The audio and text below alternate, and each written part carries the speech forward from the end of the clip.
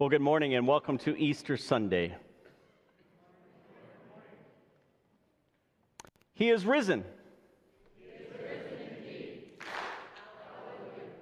Great. For those that don't know, we do a little stuff here a little differently at Living Lord. He is risen is sign language, so I want to make sure and explain that if that is your first time seeing that. So we clap our hands. He is risen, all right? So we're going to practice that in just a minute. But welcome to worship. My name is Steve. If we haven't met, I serve as one of the pastors here, along with Pastor Bev Struckman, and we want to thank you for joining us this Easter Sunday. If you're a guest or joining us online, thank you so much for your time this morning for the next hour or so as we celebrate the resurrection of Jesus. I know visiting a church either on a digitally or in person is a big deal, so thank you so much for your time this morning. We do have some ushers that are available in the back of our sanctuary, our worship space. And if you have any questions or any needs arise during our worship this morning, they'll be able to help you. They'll also usher you down for communion this morning.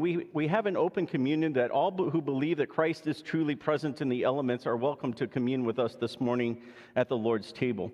The most important thing about Living Lord, of course, is our mission. We are here to build disciples for Jesus Christ. That's why we exist and why we get together this Easter morning to worship God.